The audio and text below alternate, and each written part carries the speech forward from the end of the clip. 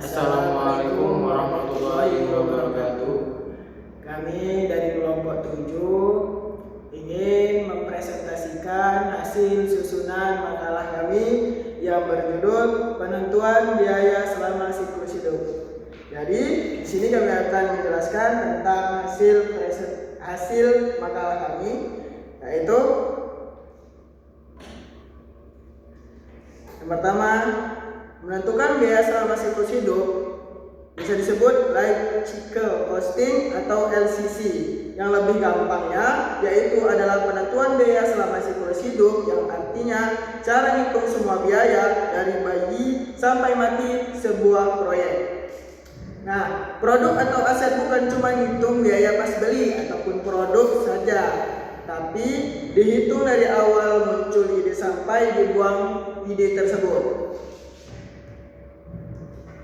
Adapun tahapan siklus hidup produk yaitu yang pertama, tahap penelitian dan pengembangan ataupun bisa disebut research and development. Yang kedua, tahap produksi. Yang ketiga, tahap pemasaran dan distribusi. Yang keempat, tahap pelayanan purna jual. Yang kelima, tahap penghentian produk. Lanjut, di sini adapun unsur-unsur biaya siklus hidup. Di sini ada 7 unsur-unsurnya. Yang pertama, biaya penelitian dan pengembangan. Yang kedua, biaya desain dan produk. Yang ketiga, biaya produksi.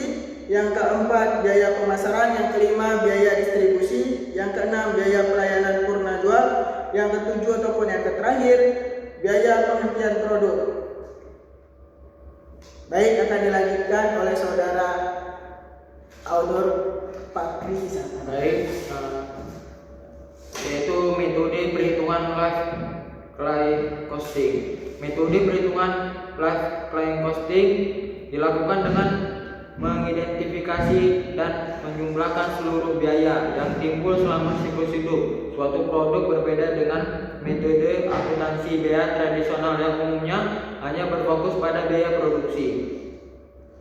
Life cycle costing memperhitungkan biaya sejak tahap perencanaan hingga penghentian produk. Dengan demikian, perusahaan dapat memperoleh gambaran yang lebih lengkap mengenai total biaya yang harus ditanggung selama umur produk.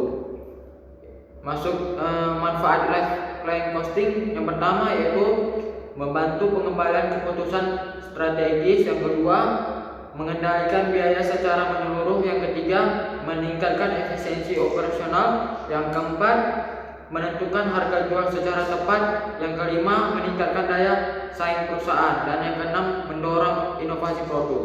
Kelebihan life cycle costing yaitu memberikan informasi biaya yang komprehensif. Yang kedua, membantu pengambilan keputusan strategis. Yang ketiga, meningkatkan efisiensi pengelolaan biaya.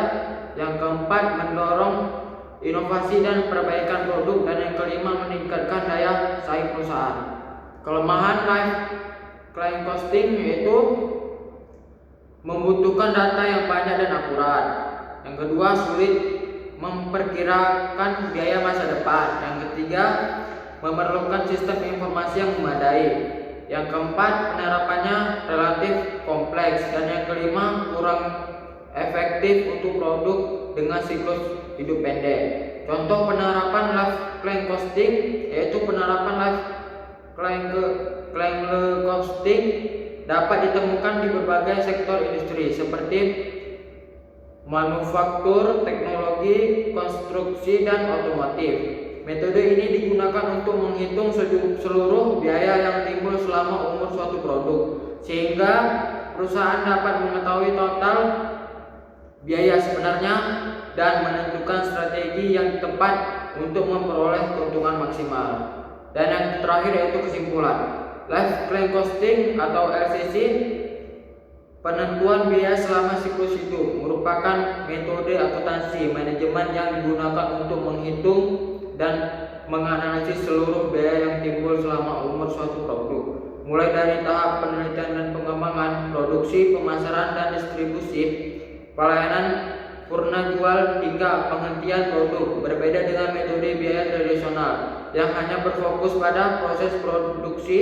Lifecycle costing memberikan pandangan yang lebih komprehensif terhadap keseluruhan biaya yang keluar di perusahaan. Sekian dari kami, lebih dan kurang